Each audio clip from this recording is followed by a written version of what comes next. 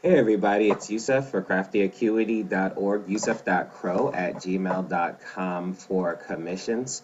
I made a speed paint just recently that I'm about to post that has speed lines. So I wanted to go ahead and do a tutorial on speed lines since I never really do that. Anyway, let me go ahead and hop to it.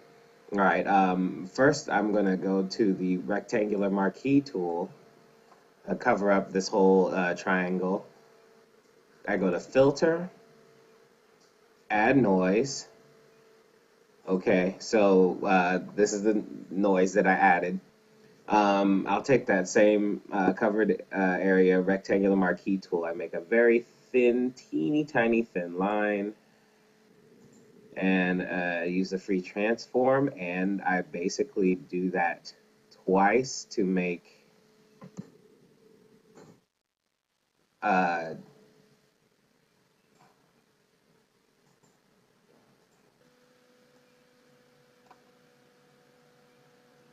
these lines right here. If the lines are a little thin, you can stretch them out a little bit, and that works as well. I'm going to stretch them out a little bit. They're a little thin for my nature. Cover it up with the marquee tool again. Go to filter, distort polar coordinates, and there you have your speed lines. Uh, Image adjustments and black and white turns them into black and white speed lines. It's another thing you can do if you're actually planning on using the speed lines for something specific. You can use the gradient tool, which is in the area where the paint bucket is, and use the circular gradient.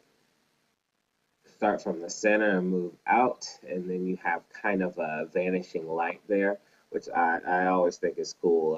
Sometimes when I'm playing with it, I will mess with it this way.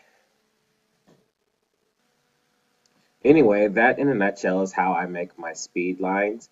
Normally, what I do is I make it about once or maybe twice and then put the speed lines in a reference folder so that I can just call them up over and over again as opposed to just making the speed lines. But here's how you make them initially, and you will see in the speed paint I did that goes along with this that I use the speed lines in the speed paint. So anyway, everybody, have a nice week, and I will see you next week with another speed paint and maybe another tutorial.